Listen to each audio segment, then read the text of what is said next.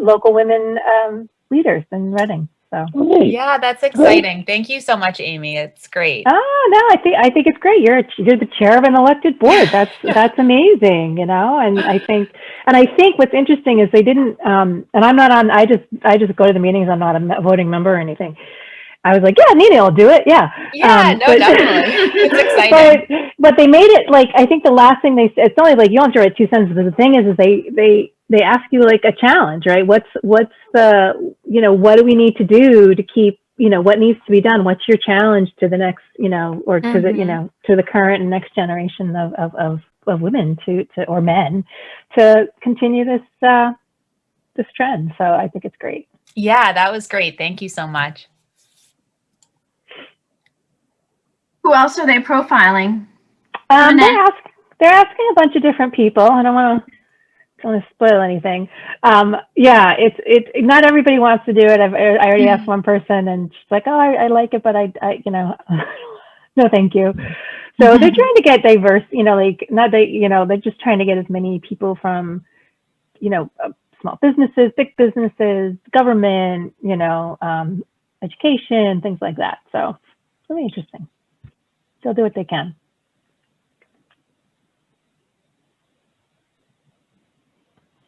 Mona, I can't help to say this. Every time I see you and you're in that chair, I think you're on an airplane, like flying like across the seas. Like you're on one of the big, like the Asian ones where they have like first class things. I was like, it looks so like an airplane. Or trashy. I mean, just one or the other. I don't know. I think it's just because it's such a neutral tone and it's very calm. And I was like, it looks like you could be flying across to, Singapore or something. Hi, Alice.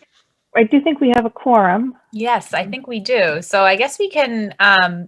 Do we know did John or Andrew email you at all, Amy, about tonight? John emailed me to make sure there was a meeting tonight, and I said yes. Okay. And, do you know what I didn't do is I did not check the admin. Okay, you want to do that real quick? Do that. Hey, Jerry. Yeah.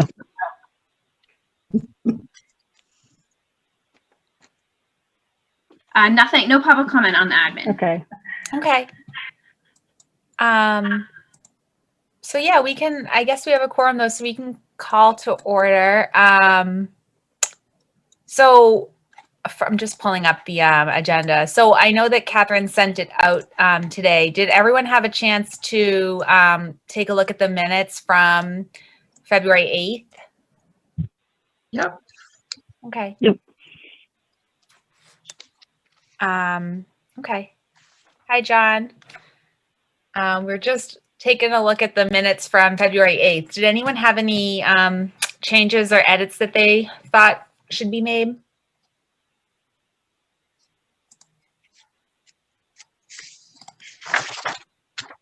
I did not, but I'm taking a quick look right now. Yeah, I didn't see anything that jumped out at me as well either, but a huge happy dance. I know. To me, they looked good.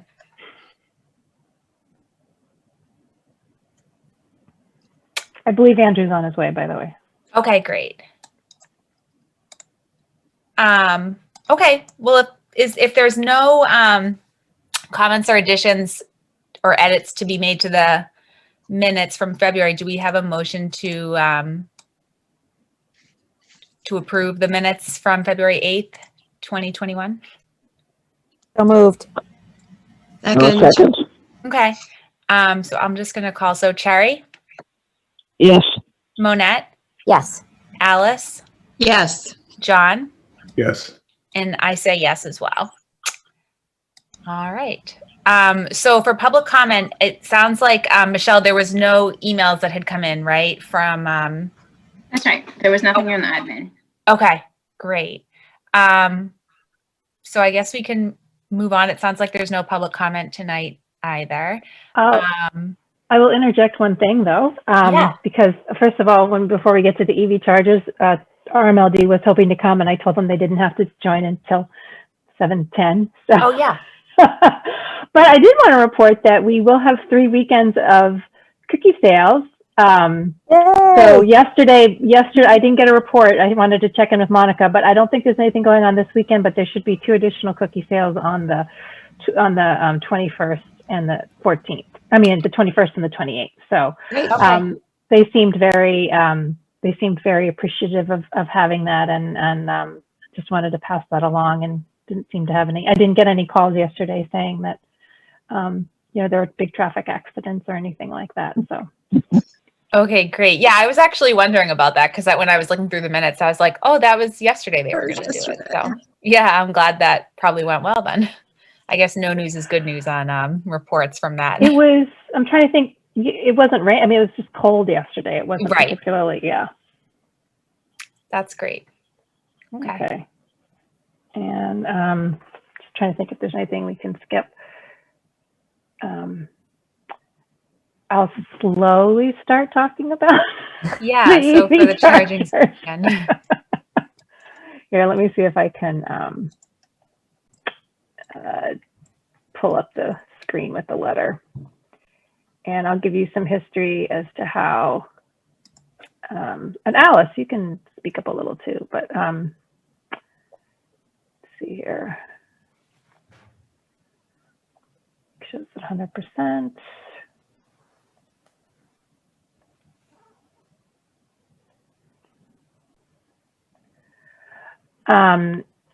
So last week, I think it was last week, Alice, that you spoke to a select board member, correct? Yes. Yes, I think it was maybe Tuesday. Right. Karen Herrick called me to see if the library trustees knew anything about a request to put in a charging station for electric vehicles at the library parking lot. And I didn't recall anything like that, and I think I would have because we have an electric car. So anyway, but I checked with Amy, who also had, I guess, heard that same day. Was it, Amy, that this was coming up or going to be proposed? So anyway, Amy responded to Karen to let her know that she was talking with someone from the Light Board the next day. So I think Karen was interested because there was a select board meeting that night, and she might have been, called on to report if there was anything new. So yeah, that's about all I know. Well, it's a great introduction. So I had received an email from Bob and from Colleen O'Brien from RMLD. And what had happened is some of this discussion had been going on, and they had been working on the concept of 2 types of grants. And they had been scoping out different public parking lots and facilities, and as well as the library, and a variety of places didn't fit, but the library did, and it was on somebody's list to contact me and contact the trustees. And I think things were, you can go ahead and admit, Greg, we're rolling along so quickly that we might have just missed a little email here or there. So please welcome Greg Phipps from the Reading Municipal Light Department. He will be able to, I'll go ahead and stop sharing my screen right now. There he is. Welcome, Greg. I was just giving the trustees a few minutes. Do you know if Colleen's going to join us, or are you? She'll be here momentarily, I'm certain. Okay, great. I was just kind of giving them a run up for you to explain all of the technical details that I don't really understand. So we'll give you some background. We thank you so much for accommodating us on such short notice and entertaining this idea. I'll wait for her to join us. I didn't mean to. I stepped in a minute or two early, so if you guys are kind of doing background stuff, I'll just step back for a moment. So. We just got through our minutes. Normally there's lots of typos to correct, but we got through them really quickly this evening, so it was good. What is a spell check? I know. It's always a little excitement when things go the way you aren't going to be. Greg, what is your title and position? Or you are? I report into Colleen. I'm the Assistant Director of Integrated Resources. So my focus is primarily on both the retail side and the wholesale side of power supply. Mm-hmm. Hang on just one second. This is Colleen. I think she's trying to get the login credentials. So let me.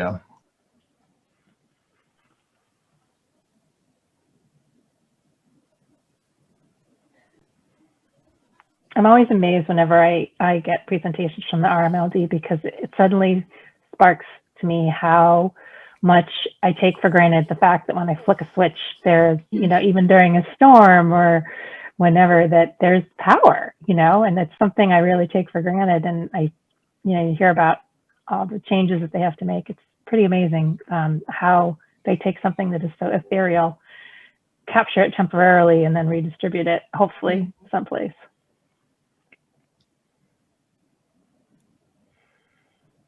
Andrew, you need to rename yourself.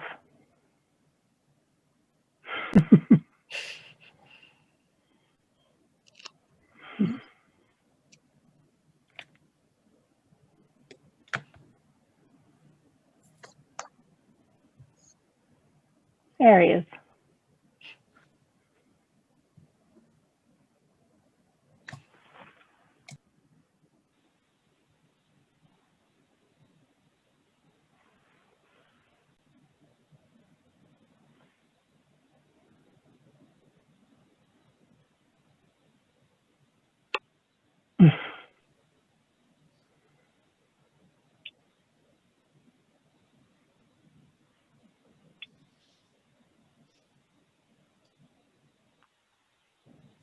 Pardon me just for a second. She's Okay.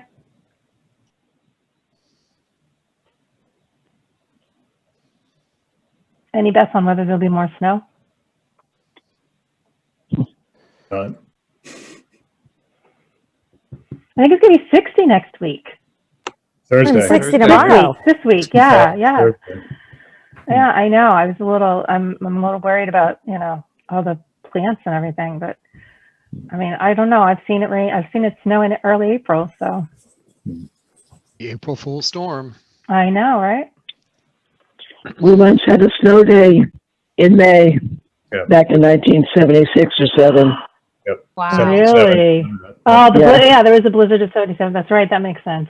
Oh, there she is. It was about, great. Thanks. Super. There she is. Perfect. So welcome, Colleen. And I'll have, I did put Greg on the spot. And can she hear us? She can hear us, but she'll take herself off mute here in just a second. Okay. I was going to have Colleen introduce herself to the trustees and just sort of hand it over to you. That'd be great.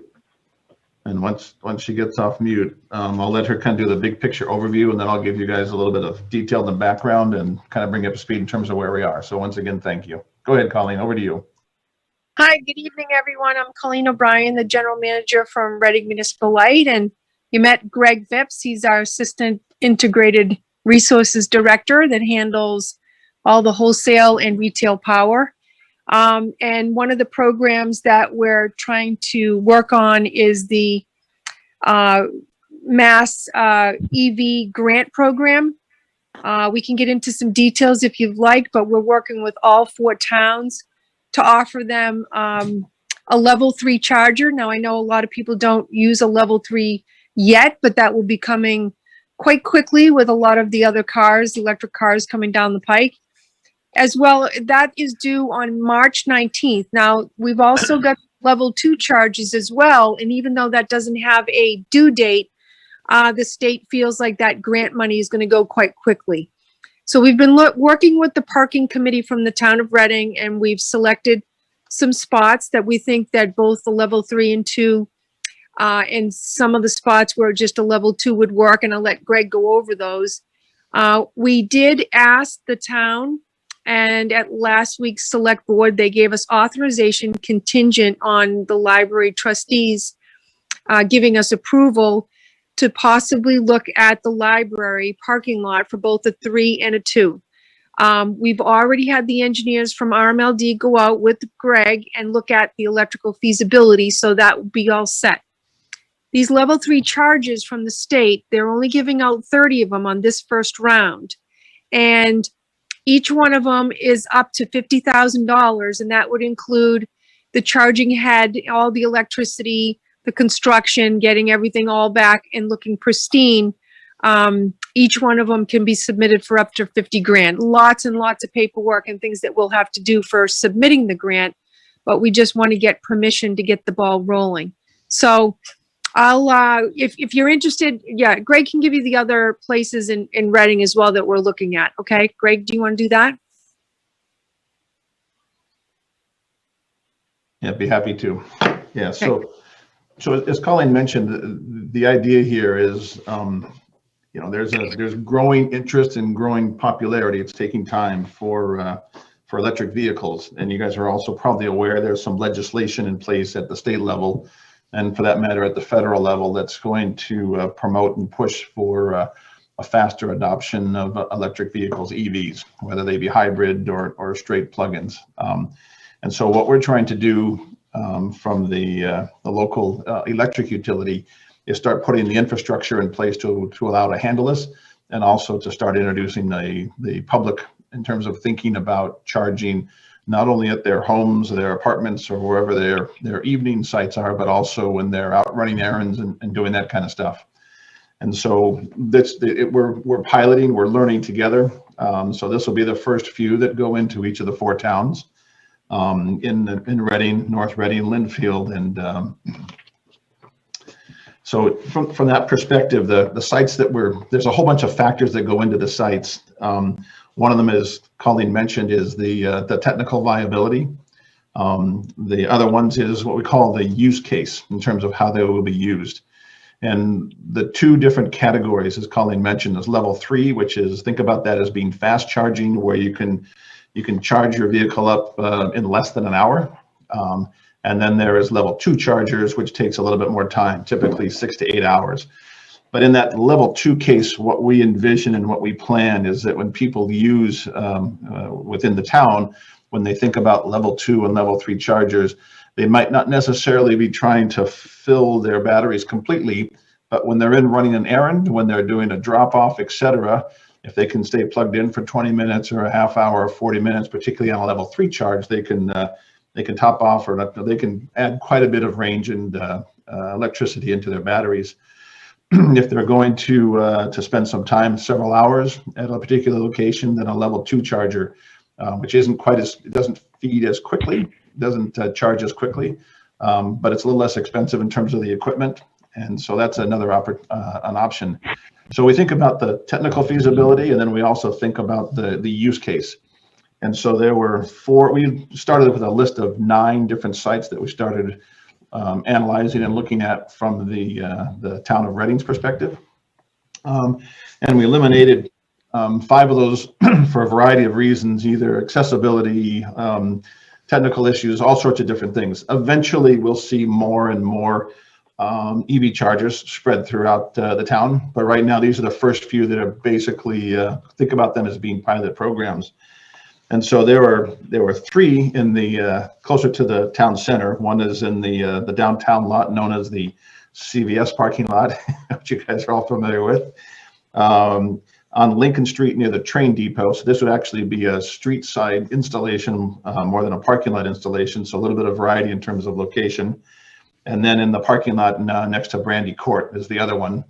And then we were looking up toward the town hall, but there's some factors around the town hall which would make it realistically a second wave or a second phase of installation. So we were looking over at the Reading Public Library purely from the what we envision the use case to be and from the technical viability. And so as we thought about it, what we thought the library with the characteristics of the use case, there would certainly be a group of people that would come pick things up, drop things off. They would be there maybe for a half hour. There would be other patrons that would come and spend several hours there to do research, to do reading programs, to do all the different things you guys do there. So that's why we were thinking for your site, it could be, well, ultimately it'd be both a level 1 and level 2, and ultimately more than one. But to start with, we were looking at either a level 1 or a level 2 charger. The idea behind it is to, again, introduce the town, let them know what's going on, to provide, you know, additional draw to the library. Again, an EV charger is not a critical piece, right? It's what's inside the building more than what's outside the building.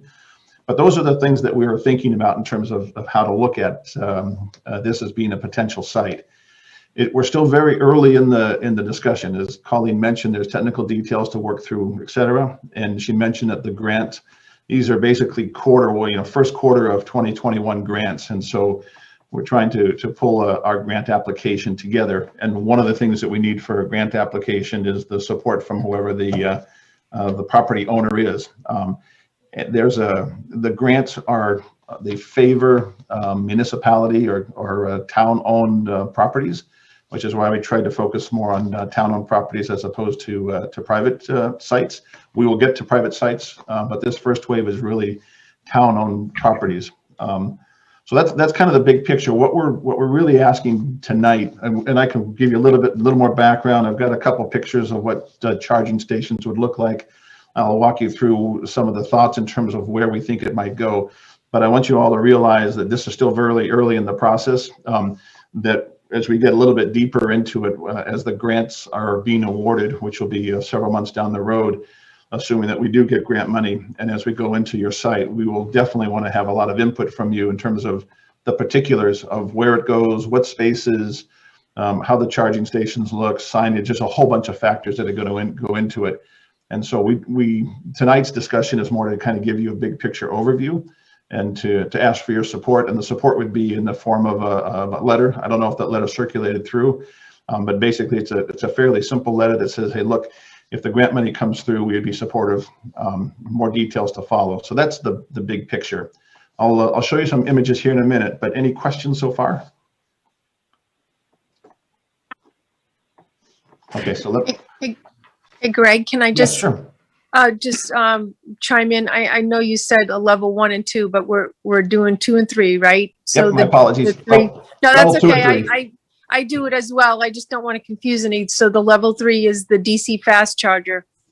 And also I believe with the grants, if they get awarded, we have a year from construction to install them.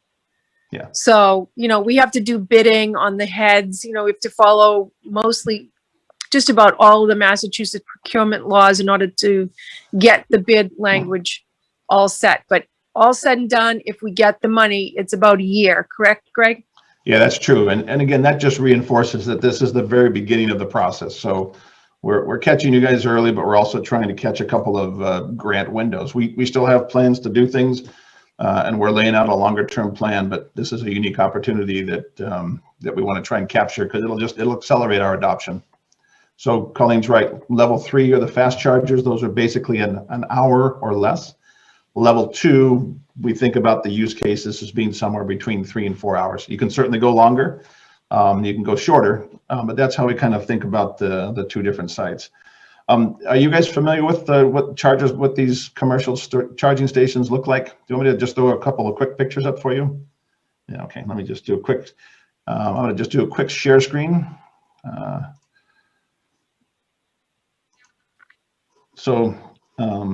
Just,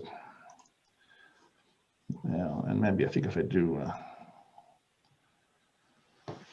okay, you guys can, oops, come on, go away. You guys can see that picture, right? Yes. Okay, so typically, just to give you some quick ideas, there needs to be some sort of a pedestal near the curb, near the parking area. It could be in front of a building, but just to give you a general idea, there's some sort of a post that would be involved, and then we would have to, there'd be some signage either on the post, etc. We would try and let people know that the charging is there, but not make it obtrusive and overwhelming that this is with signs saying this is a charge station. So that's just to give you a general idea of what these look like. Somebody would pull up to them, as you can see here, and whether depending upon where the charge point in, they would basically take the cable and charge it up. Relative to the business model, we have not yet walked through the business model. There would be, we anticipate for the initial phase, there'd be some sort of discount, but typically the customers would pay for the charge or a portion of the charge. We still have to work through all those business models as well in terms of how we're going to look at this. But this is just a quick example to give you an idea of what it would look like. If I go back and still share the screen again, let me go through and just also share. Okay, come on, go away here. Let me share this window as well. So as we look at your site, this is an overhead. You guys can all see the site.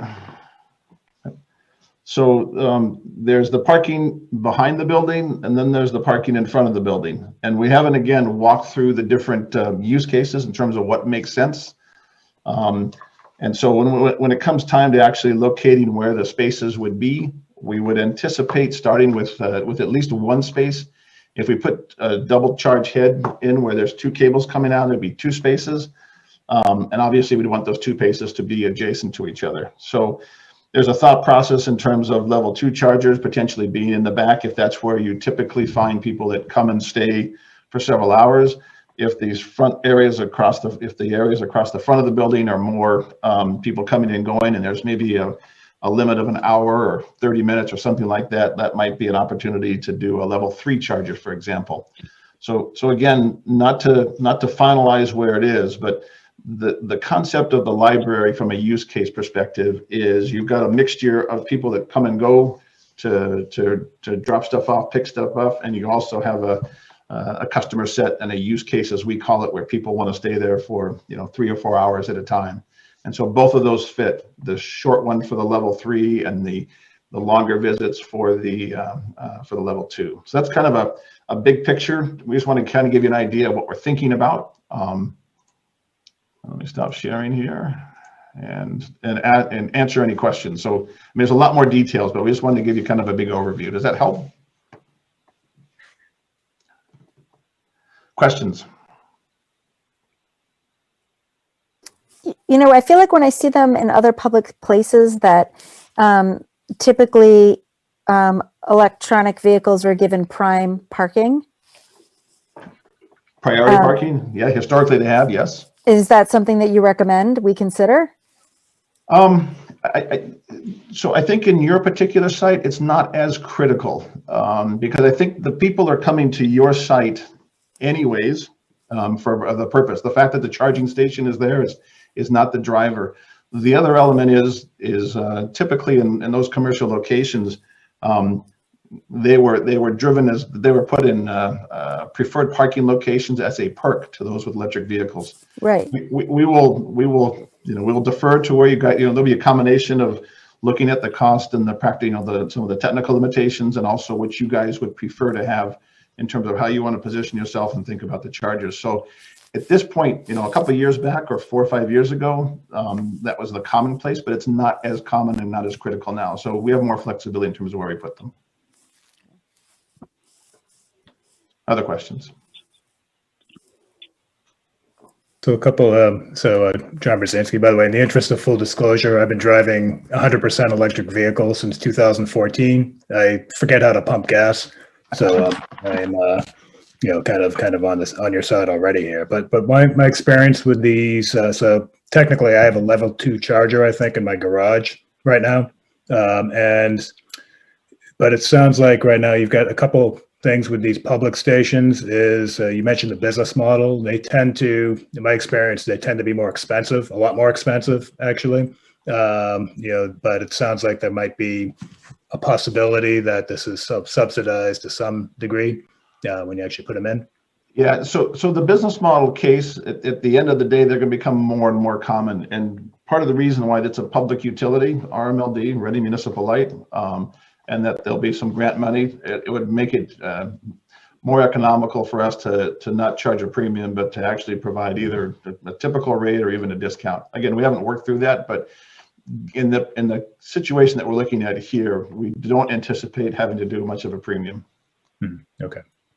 And the other actually kind of comment or question is usually you see when you see these spaces, they tend to be dedicated for electric vehicles, which in our case, I think it actually removes, we have very limited parking at the library to begin with, so that potentially creates an issue if you do that. And then if it is, how do you avoid people without electric vehicles or hybrid vehicles actually parking in the spaces as well? So again, something you probably can't answer, and it's not premature to answer. But John, you're right. That's part of the use case, because one of the things that we do want to do is we want to put them in places where they are used, right? That they're actually, because there's a lot of learning for us and for you as well, the different property, people have responsibility for the property, to think about how to do it. 10 or 15 years, they'll be a lot more common, and the the unique nature of these charging stations won't be so common, but right now you're right.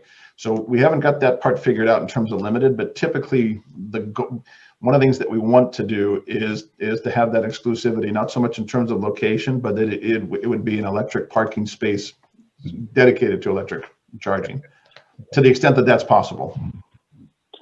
How many stations are you planning to have at the library? Just one? Realistically, again, it depends upon, so initially we probably would do one. I mean, I think in your particular case, there's a question in terms of use case. Again, we think that, and we have to get a little more detailed, but our hypothesis is that you have a good use case for level 3s, which are people coming and going fairly quickly.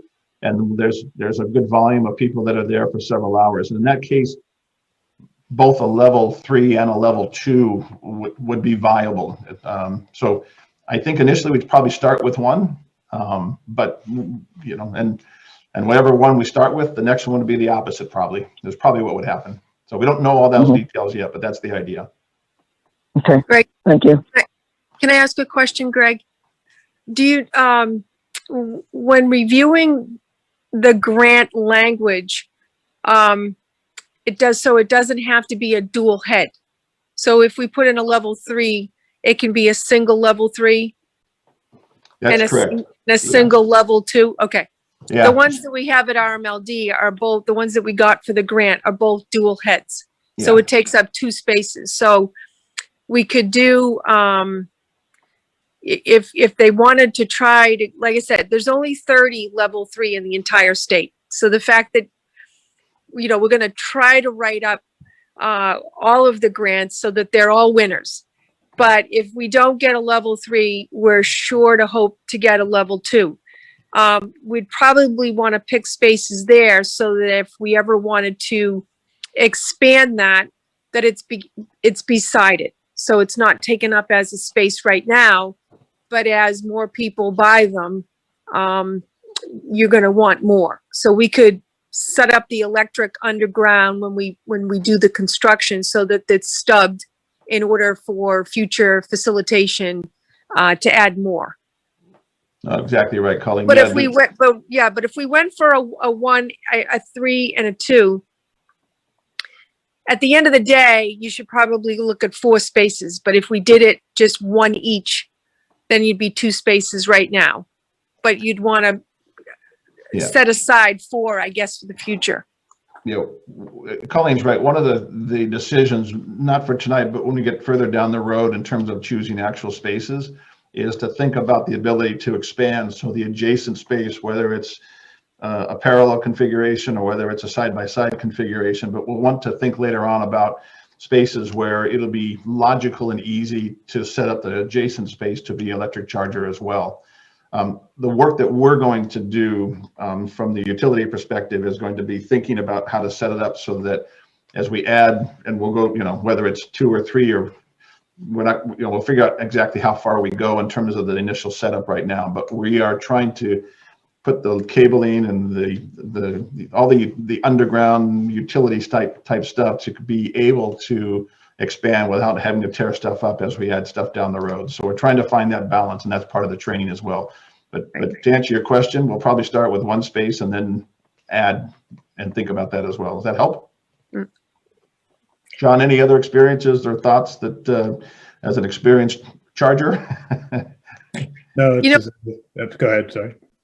So, We put in 7 dual stations at Analog, and I said, they're just never going to use those, and it sends a text message and says, your car is charged, and you have like 30 minutes to come down and move your car so someone else can have an opportunity to charge their car. And now they're working on 48 more units. So it does grow pretty quickly once it starts. I think it's going to go pretty quickly. And I think the other thing just to realize, and John, you probably know this as well, but the idea of putting the public charging stations, it encourages use, but it doesn't drive people to buy electric vehicles, right? They're going to buy electric vehicles for other reasons and other purposes, but it helps from a convenience perspective in terms of being able to run errands and do day-to-day stuff and be able to top off, as opposed to only being able to charge at home. So we're still learning a lot right now.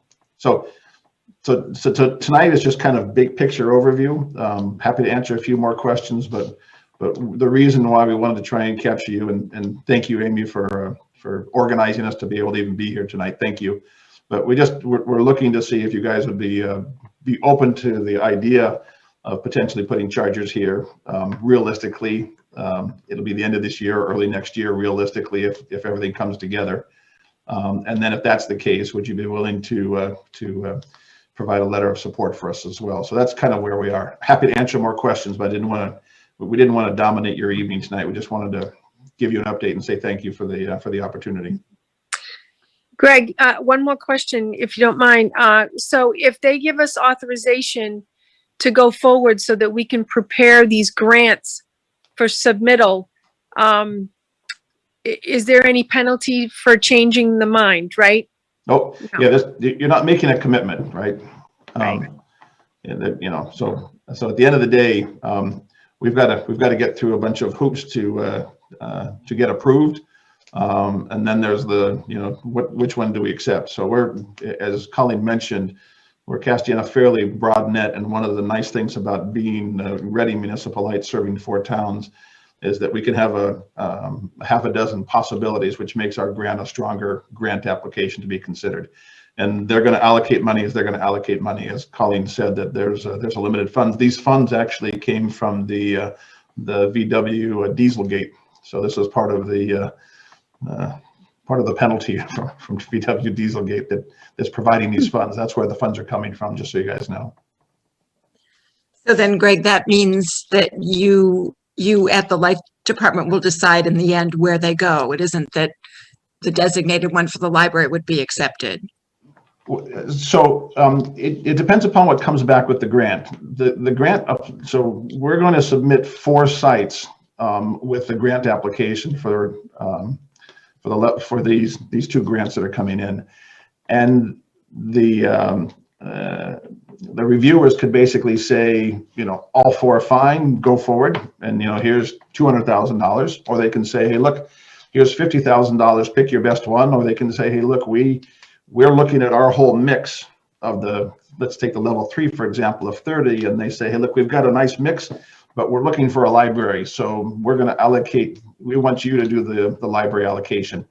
I don't know how it's going to play out, but those are 3 different scenarios. So right now it's probably too early, but I think the key thing is that the letter of support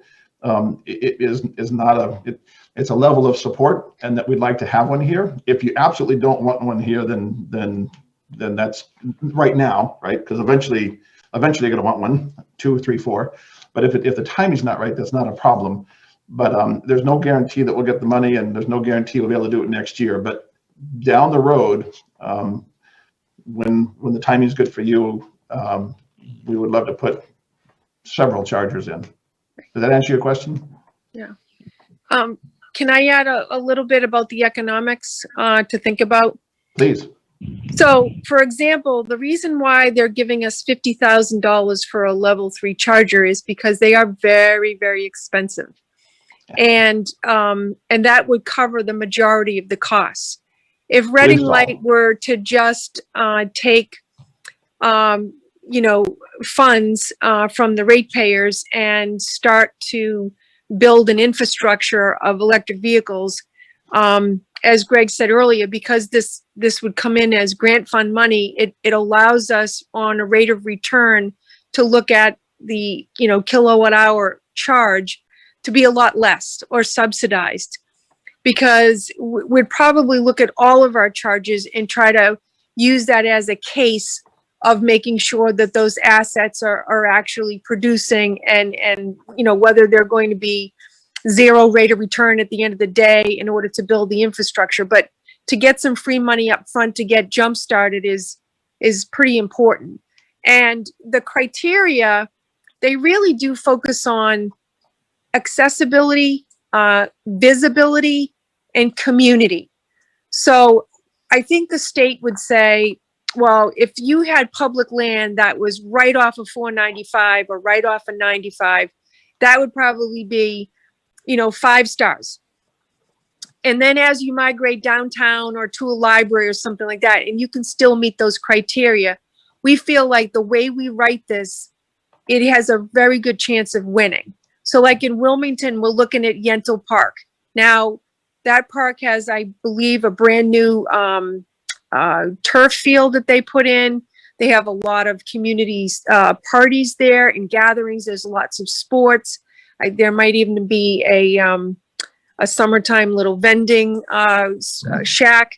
And so lots of good buzzwords for submitting the grant of how it will improve the community and allow everyone from that area, the experience of being able to charge, get people excited about it. So we'll have probably, if you do decide to give us permission, we'll probably be asking for Amy to give us all the best buzzwords she can think about the library.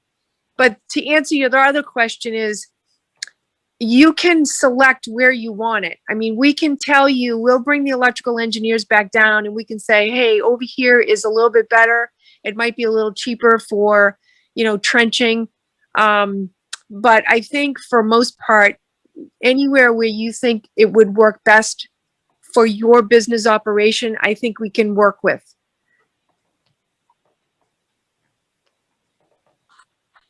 All right, thank you very much. Does anyone else have any questions for Greg or for Colleen? Okay. You guys can stick around or you can sign off. It's up to you.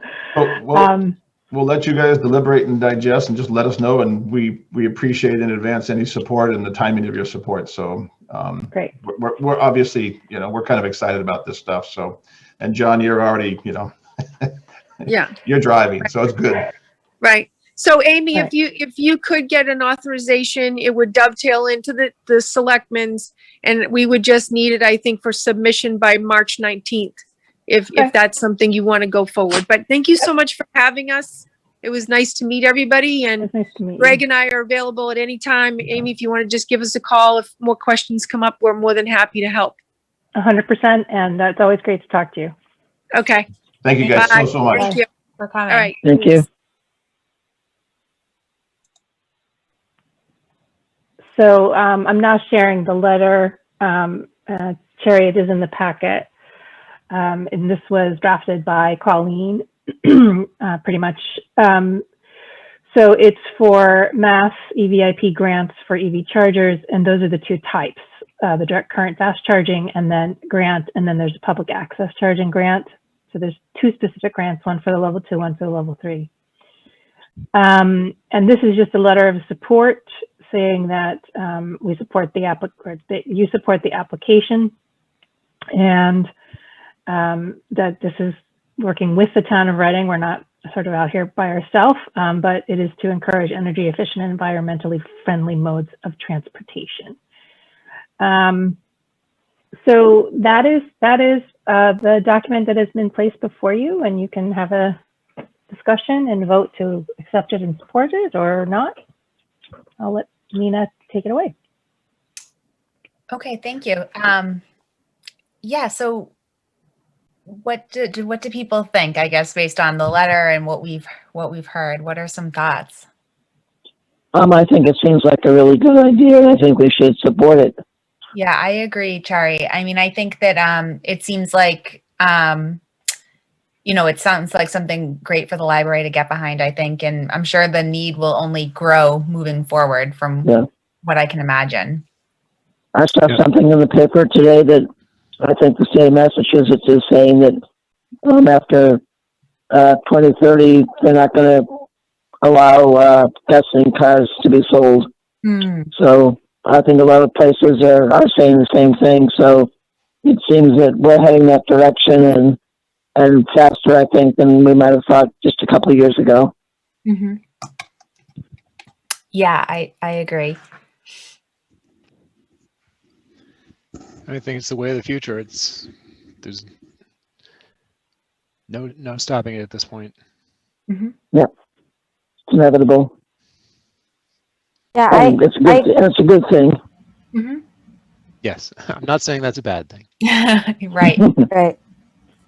I agree. I was asking about placement of them because I just know we have a significant elderly population that visits our library that may not be upgrading cars.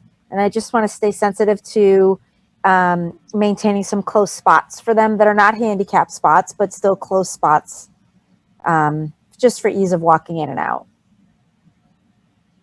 I think that's I a great think- point.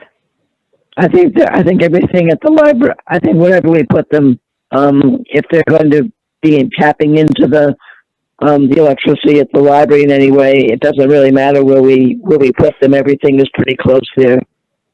And we can put it at the far end of the parking lot closest to the entrance of the driveway rather than closer to the building and the area, by the actual doorway going in, and have them at the other end of the building instead. I mean, so you won't take away spots for people who are older, who may, want something closer or need something closer. Right. I guess I would also recommend too that we consider, obviously it's the neighborhood. So in the event, so the first step is just, should RMLD apply for these and should they get it? Do we support them? That's the first one. And once, if this actually begins to come to fruition, or as we say, if this is inevitable, we really should be forward thinking. And at some point, we should obviously consider, because people could use it overnight, I guess, or you get charged for it. It's not like you can just get electricity for free. So, but we would want to, obviously maybe have a meeting and get some input from the neighborhood as well. Yeah. This is, we're basically being asked, this is the feasibility stage right now. Yeah. And at this point, makes great sense. Mm-hmm. More interesting and involved discussion will be the EV parking policy, which we will need to come up with, because there's a couple things that Colleen said that were interesting to me. One is the whole, because what'll happen is people will leave their car here all day, or someone will come in that doesn't have an EV, and the notification of, when someone is done charging to move it, things like, there's all sorts of interesting permutations here that we'll need to think about and go through. Yeah, that's a great point. I mean, the policy will definitely be a longer term, I think, thing to keep in mind. Because I was just thinking, right now, it's almost hard to, like, it's, every time I go to the library now, it's like there's almost all the spots available. But I know that this last year, especially at on nights, if there was like maybe one or two programs and we had a meeting, like I was parked, way down the street. So, how to make sure that, those spots are kind of reserved for what they're really like intended for, and how that will work policy wise. So that's a really good point. And I think a lot of places are already doing things to make sure that only the people who need to use them do. I mean, the signs will say electronic vehicles only. So I know that's what they have over at the Whole Foods market over in Linfield. Yes, They have a couple there. Mm-hmm. Well, they'll also do things like, just a kind of FYI. So for Tesla, so the equivalent of this, think of a level 2 would be like installing a 220 volt outlet, which everybody has in the house for higher power appliances. A level 3 would be like a Tesla supercharger, which you can go, there's one in Linfield actually by Whole Foods, not at Whole Foods, but those things charge incredibly fast. And actually depending on which Tesla model you have, some of them you don't get charged, some you do get charged. And they'll also charge you if your car is fully charged and you leave it there. After a certain grace period, I think you'll get charged for that as well. So there's other ways to kind of, again, as I said, it gets complicated. Can get complicated. At the very end, when the gentleman used the word trenching, or someone used the word trenching, I was thinking about the construction project and everything that went wrong out there. It's just like, presumably there will be great care taken to their installation. Wait till they run across the ledge. Yeah, right. That's all I could think of was the ledge. When it comes to that with placement. Stormwater sewer. So it'll be an adventure. But the good news is we have incredibly detailed, very recent plans. This is true. Where of our as-built, so that's good news. Yeah. So the letter is Good before you. I think that we should just go ahead and approve Yeah. sending the Yep. letter. So, so yeah, do we have a motion then? It sounds like from Cherry to approve the letter as written that we have for the grant. Motion to approve. Okay. And Seconded? thanks, Alice. So, Cherry, Yes. Monette, Yes. Alice, Yes. Andrew, Yes. John, Yes. and I say yes as well. Thank you. Hooray. It's great. Okay. So I guess moving to phase 4 reopening discussion. Okay. I don't know that I can share some of this if you wish, but if you all have a copy, speak up if you want me to share it. I find it distracting to share, but basically I just wanted to run by you a couple of things. So the governor has, we're currently in phase 3, part 2, which is up to 50% capacity, plus, some sector specific guidelines for the libraries. I don't believe we even have any guidance on what phase 4 other than full reopening, new normal would be. Nothing's been issued, but that is on target, I think, right now to be happening in later March. And that's just the opening of the gates. It's not saying that everybody has to be there at that point. So I had updated the narrative document we've been working with for almost a year now, which is, whew, it's been through a lot of permutations, a lot of versions. So going with the assumption at some point that in the next couple months that the state of Massachusetts is at phase 4, that there is some sort of guidelines, like perhaps it's 100% capacity, but we still have, say, some face coverings or, social distancing requirements. What that means in general is probably sitting and browsing, putting all our chairs back, not, maybe having keeping our shields up, but letting people be a little closer together, assuming that the viral loads are less and less. So phase 4,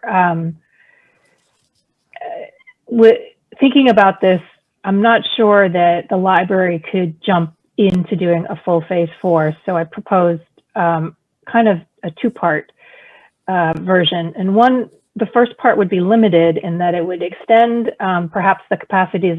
First, it would extend the hours, but it would also extend the capacities to, more browsing, more computers being used, perhaps, but all by appointment. Probably not at 100%, probably closer to maybe over 50%, no more than 75%. There would be the opportunity to have, should staff wish to, do some limited in-person programs that would require registration, and it would still be very limited in capacity. So for example, using the large community room for a story time that would have one librarian and say 7 children and 7 adults. That would be, maximizing that space. So not in the children's program room, making it proportionately very, very spaced out. But we would also continue virtual programming. Seating would be available. Browsing actually might not have appointments because at that point we're less worried about capacity. I don't think some of the capacities that we're talking about, we've never had 300 people in the building unless it was for the Seth Moulton thing. So we don't by being open 12 hours on the average Monday, we don't get groups of people coming in. Self-checkout machines would be used. You'd be able to self-pick up your holds, but we would also still make those, pickups already checked out available for people who are nervous or who are not ready to come into the library. So it's not quite a full version, which would be completely no appointments and, having in-person programming and really maximizing the capacity. The reason I have it limited is because I am concerned, and there is some staff concern about, increasing these services without having our staff vaccinated. And right now, library workers are not, there's not a classification for them. They're sort of with the general public. I think you all know that the whiplash we're having with which vaccine, when vaccine, how many vaccines, do we do it locally? Do we do it, in Gloucester? Where are we going? How many people are doing it? Who gets to get it first? There's everything's changing almost daily with all of this. And it's very poorly arranged. The whole thing is a horrible rollout. It's just awful. Yeah.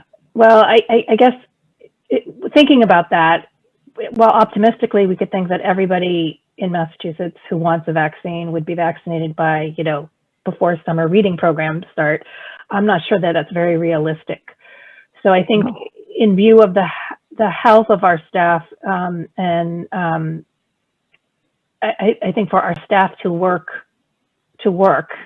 in a place where restrictions, beyond, say, face coverings or general social distancing have been lifted, the sort of full phase 4 should probably wait until the staff who wish to get vaccinated have been able to get vaccinated. And I can't tell you when that would be. That could be, September. That could be July. I don't know when that would be. I'm just asking you to consider that we, as the rest of the state opens up, the library will do its best to open up as much as we can, but that we're not necessarily ready to go full phase 4 until we feel that our staff has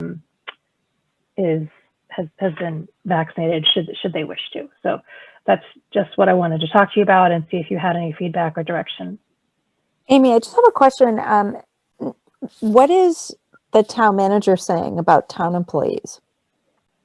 I think, I think there's a desire to have town employees. The town hall's in the same situation. Right. Once they have people coming in, they have people coming in. And when you deal with the public, it's not, I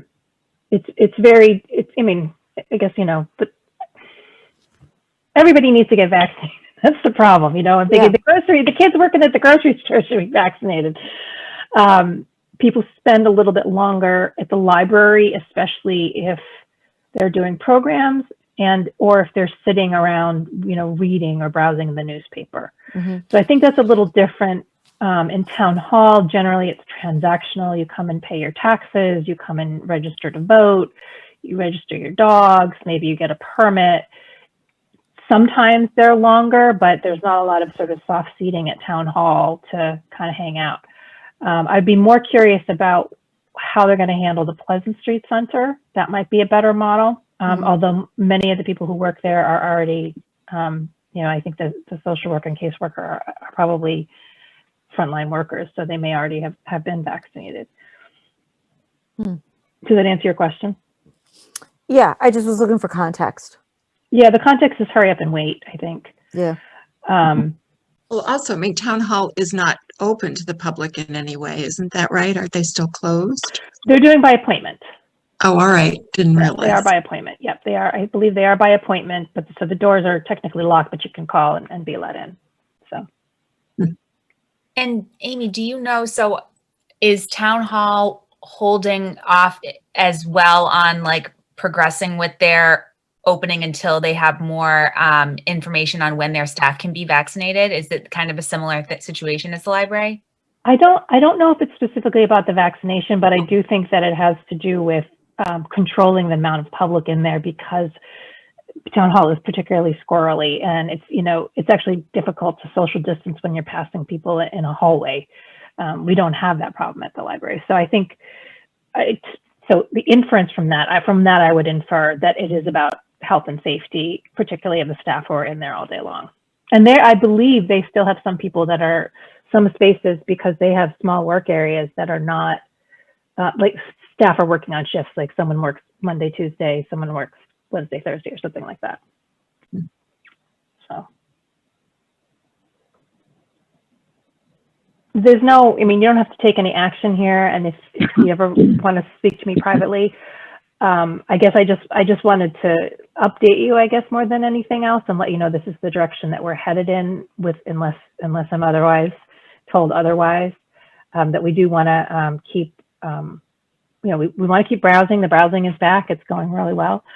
And our capacities are well within our expected use. And we've actually had a couple libraries want to come by and see our setup so they can modify or look at what they're doing. And most libraries are really beginning to open up quite a bit from where they were a month ago. So just to be clear, so Go between ahead, now Andrew. okay, so we would go to sort of just browsing by reservation until all the librarians who want to get vaccinated are vaccinated. We'll lift the browsing. I think the biggest thing that we're talking about is looking at the capacities and the availability of soft seating. So if people are really coming in, if without soft seating, we can have as many people coming in and browsing, because you come in, maybe you ask somebody to help you find a book or whatever, and then people don't stay for more than an hour or two. When we get to soft seating, that's when we have people that are, like they were talking about, they're hanging out there for 3 or 4 hours. We have that now, but that is at the study spaces, and it's by reservation, and we can track you, you know, so if we need to. Amy, is this a good time for us to talk about the letter? Yeah, sure. Okay. So I don't know if any of you saw this, but about a month ago, the Brookline chair of their library board of trustees circulated a letter through the MBLC distribution list, asking if other libraries would be interested in writing a letter to the Health and Human Services Commissioner, or I think it's Secretary, requesting that library employees be put higher on the vaccination list than they are, to be put where the teachers are, which is phase 2, letter C. I think I'm correct on that. Which is actually right now. No, we're in B, 2B. I think teachers are able to start getting vaccinations. Yeah. Well, teachers we're requesting them this week. Oh, it started this week? Mm-hmm. I think so. Remember the whiplash? Sure. Yeah. Okay. That's starting the 11th, but some places, and this is the confusion, like I know at CVS, they can start scheduling them now. Right. It's very confusing, but yes, they are starting this week for teachers. Okay, that's very exciting. I missed that. That's awesome. So they were asking for other libraries to consider, or other library trustees to consider, if they would also support writing a letter to try, you know, get more numbers to prove that, you know, we're interested in getting the library staff vaccinated sooner. So Nina and I drafted a letter, and we wanted you all to look at it and see if you would support us sending that in from our entire board. And really, Amy, it was Monette, and she did a great job. I don't want to take any credit from you, Monette. You did an awesome job writing it, and I, you know, feel like your name should be on the letter. Yeah, I mean, and you did a great job. We can send it. How, maybe if we'll figure that out. If I send it to a few people, if you send it to a few people, and you know, we can show everyone what Monette came up with. It's great. Yeah, I mean, I think that's a great idea. Even just for the advocacy piece, you know, even though I know things kind of change every day, at least, you know, it shows that we've put that feeling out there that it should be another priority for the vaccination. I guess what I would suggest then is, if you want to handle it that way, however you connect with it, that any trustee that's willing to put their name on it can just tell you, and then you can complete the letter and send it in as is, and you could CC a copy to me. Okay. and we could file it as, not file it, but we could include it in the next packet, so it's a public document. But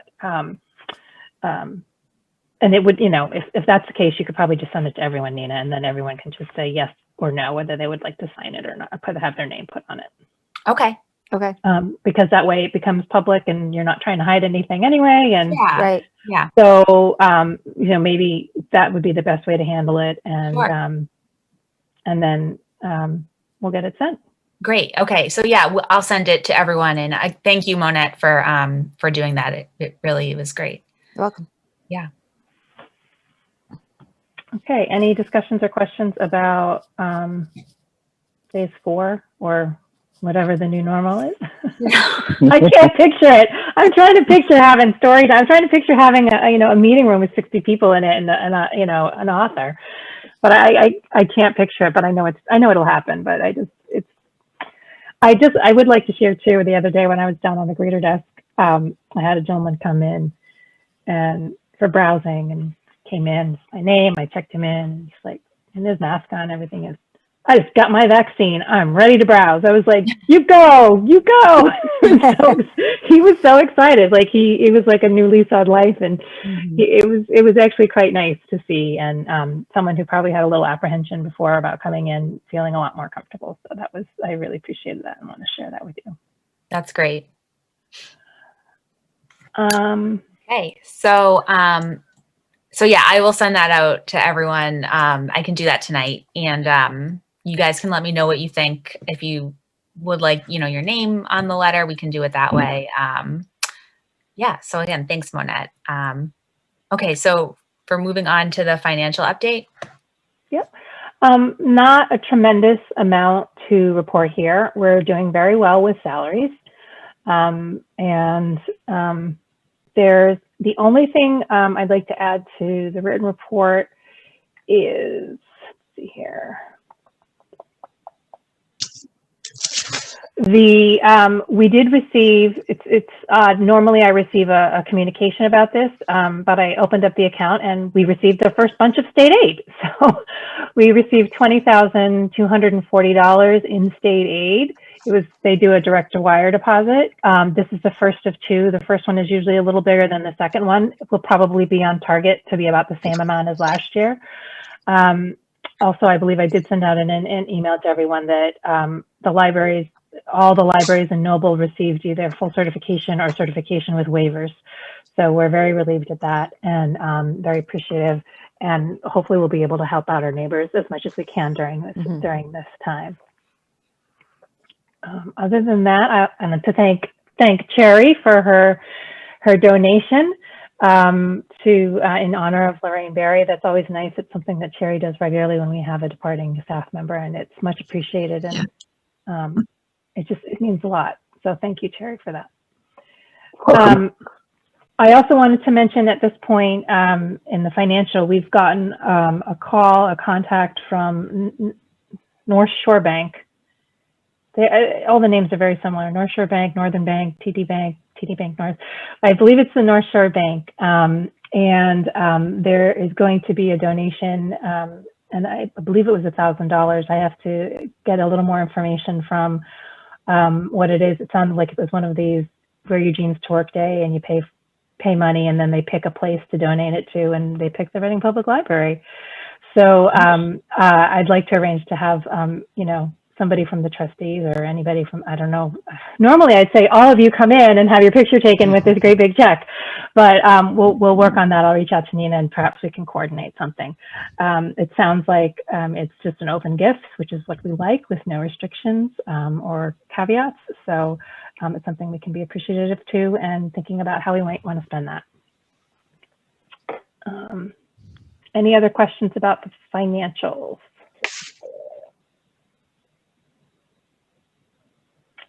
Okay. All right. So that just leaves a director's report. And right now, I feel like in the last 3 weeks, between PCs and browsing and everything else, I think there were 1,000 reservations with about 800 check-ins.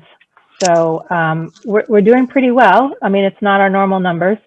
But people are definitely coming in, and we are seeing a fair number of families coming in, small groups. With the first week being a vacation week, it was a little challenging because people kind of wanted to come meet up at the library and kind of have a play date, but we were like, you can't have a play date here, or this is not the best place for a play date. So, but we had a lot of happy families. We had some very happy gerbils that were, you know, making new friends, and our circulation takes off a little bit. So we were pleased to see that. Most everybody is being very cooperative. Our PC use and our study room study desk reservations are right back at where they were. People seem to be very appreciative to have that time and that space. We just look every week at how many people came in, where can we expand it. We have service on the ground floor now. So we have one PC and 2 study desks. So that's another area that we can expand even more. There's, you know, obviously that's only 3 spaces in that whole nonfiction area.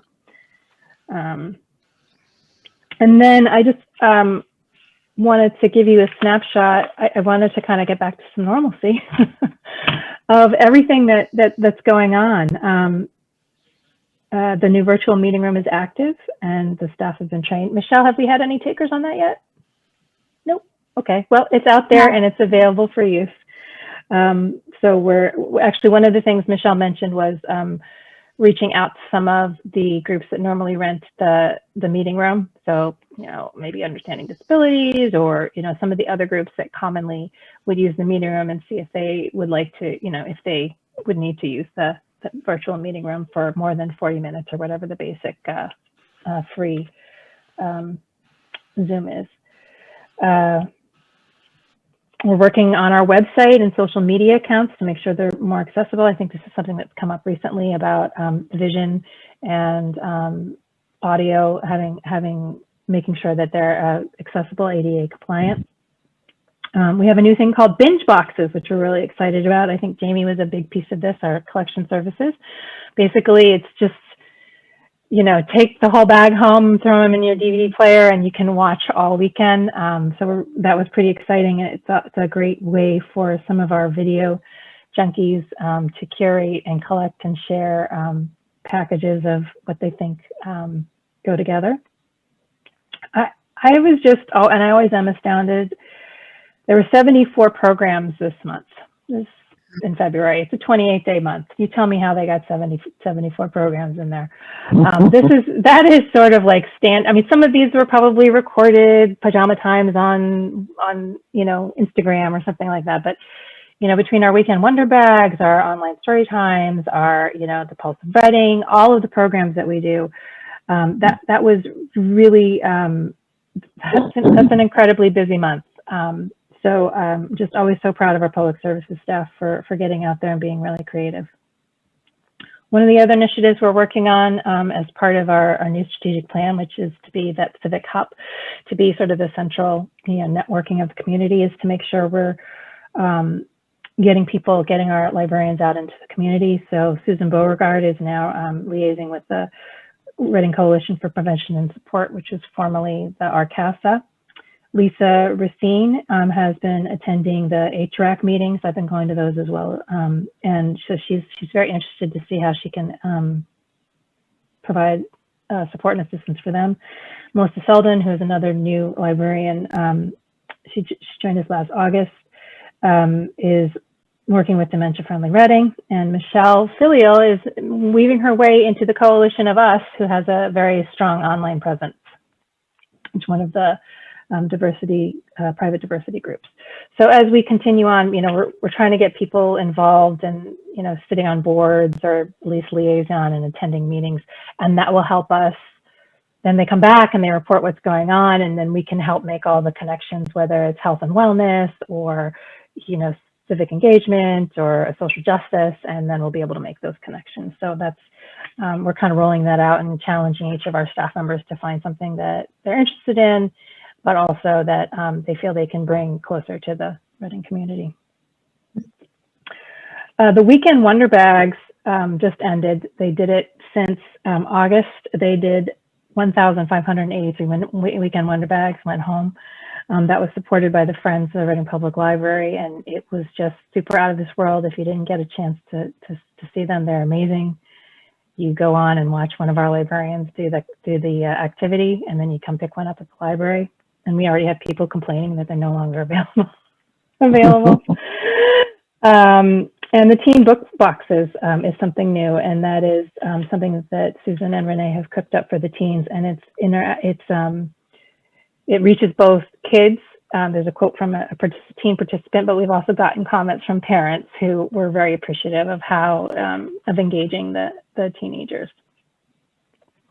So that's just a snapshot of what all the divisions are doing. Everybody's quite busy. I also wanted to let you know, personnel-wise, Judy Newton, who'd been with us for over 20 years, resigned. I think many of you know Judy.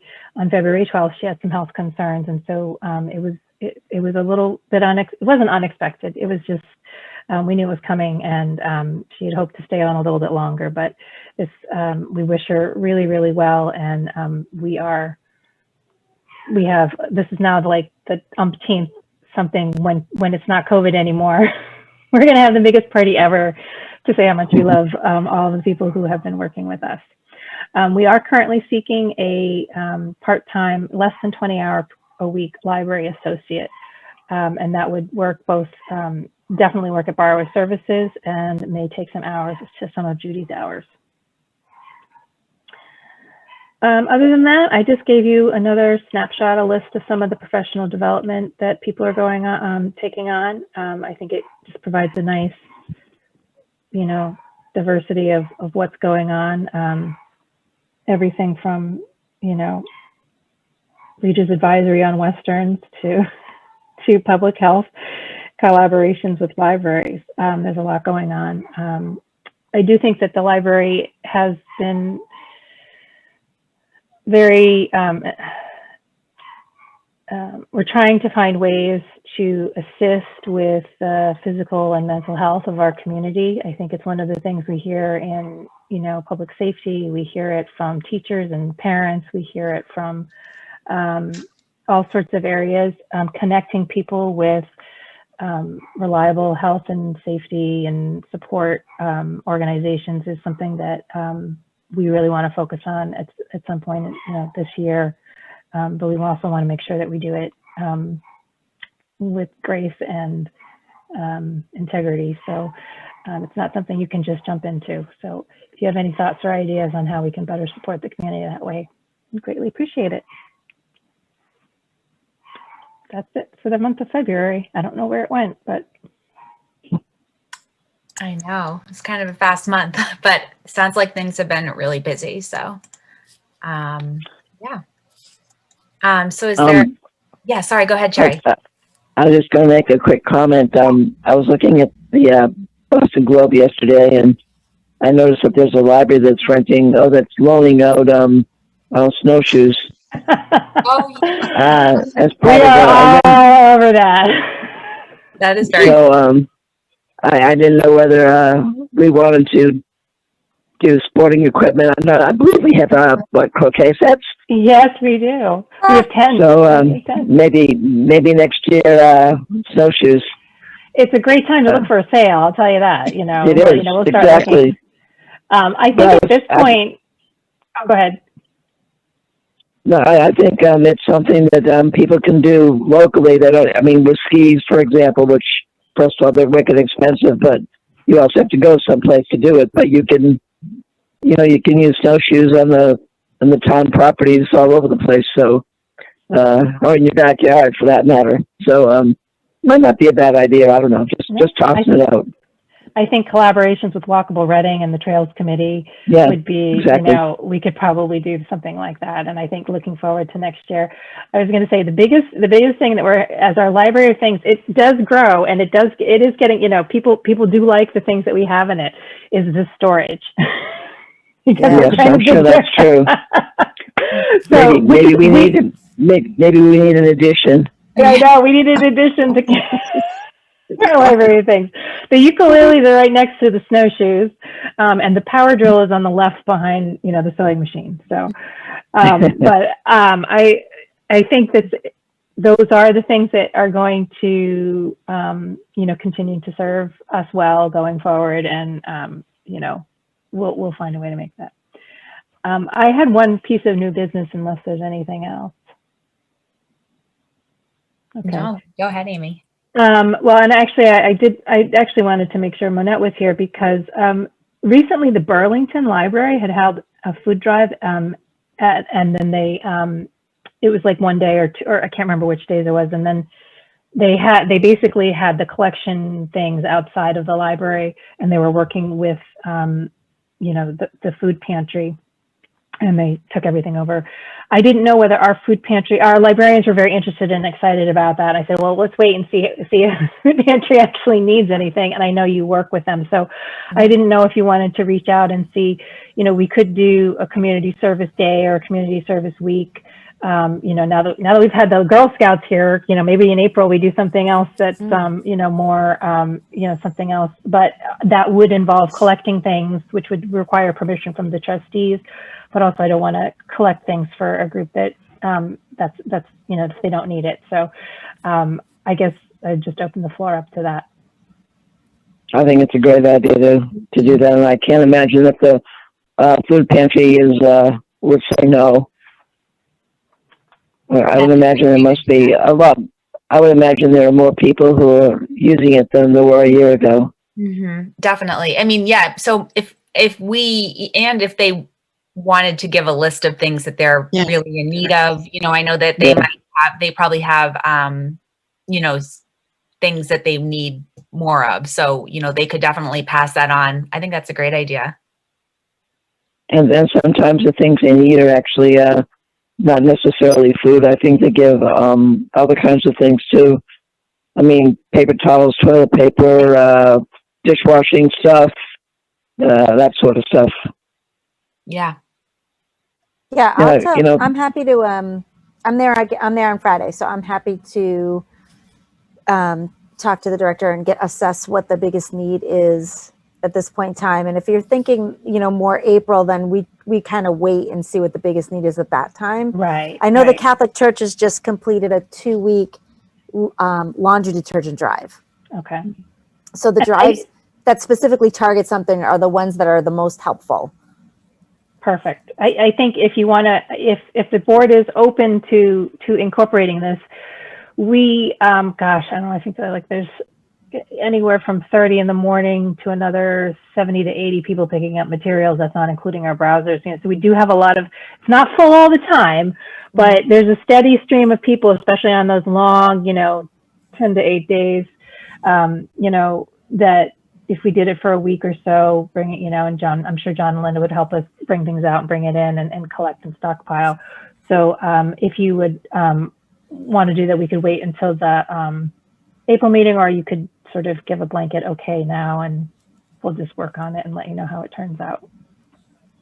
I think whenever it's convenient to do it, do it. And if April's a better time to plan it, then that's fine, or whenever. But I think if we have bins where people can leave things outside, that would also be helpful. Mm-hmm. Just so, some people may want to just drive through and not come in. Yeah. Right. And you don't want to discourage anybody who wants to help. Yeah, I think that's great. Yeah, whatever their greatest needs are, I totally get that they, might want to wait to let us know for April, but, sounds like we can be pretty flexible with that. Yeah. So Monette, you can contact me. I'll probably put you in charge and can contact with another librarian, maybe a librarian, probably Allie, and you guys can coordinate once we can figure out what it is, and we'll go with it. Thanks so much for considering. I just, as part of that community development, and as we've already heard from the RMLD, the library has a great parking lot. So. I have one question. I just want to make sure. We have one more meeting with Alice? Yes? Yeah. Oh my God. That's right. Okay, we have one more though, right? You're on the April one, Alice? I'm not sure. The election is the 6th. I think this is it. Oh, this is terrible. Okay, we can have an emergency meeting. We can have an emergency meeting on, the day before or something like that. Oh my gosh, thank you for bringing that up, Monette. Yeah. I Well, I'll can't miss believe it. all of you. Oh, you will be missed. This Yeah, has been a well, wonderful. Absolutely. thank you for all your work for the library. Okay, It's been a we can add pleasure. that. Can we add that to the big, like, thank you going Definitely. away party? Yes. You know, Be happy Yes, to come back. we'll do absolutely. the food. We'll do the food trucks and a band, and we'll have everybody's name up on a banner, and you know, everyone can dance. We'll get the top-notch brewery back, and we'll have a great party in the library. I actually am looking forward to doing that sometime. So. That sounds you'll wonderful. Perfect. Great. Wow. And Andrew, did you pull papers? Are you staying on or hoping to stay on? Yes, I pulled papers. I submitted them, got all my signatures. Great. Went down to Amy's neighborhood and got all her neighbors to sign my petition. Oh. Well, we will miss you, I Alex. wasn't home. Yes, we will miss Alice greatly. Yes, but very I'm sure, you know, I'm not losing your email address or anything. So, Oh, you no. know. Oh, no. I can be called upon. Yeah. Good. All right. All right. Okay, well, I guess if there's nothing else tonight, do we have a motion to adjourn for the night? Move to adjourn. Second. I know. Okay. Sherry, Yes. Monette, Yes. Alice, Yes. Andrew, Yes. John. Yes. Okay, and I say yes too. All right. Well, have a good night, everyone. And Alice, will definitely miss you. I can't believe it. This year went by so fast. I know. Like I knew in my head that was coming up, but time just flew by. So yeah, we'll definitely miss you. Thanks, Nina. Absolutely. Yeah. Good. All right, everyone. Well, have a good Take night. care. Bye. Yeah. Bye. Goodbye, everybody.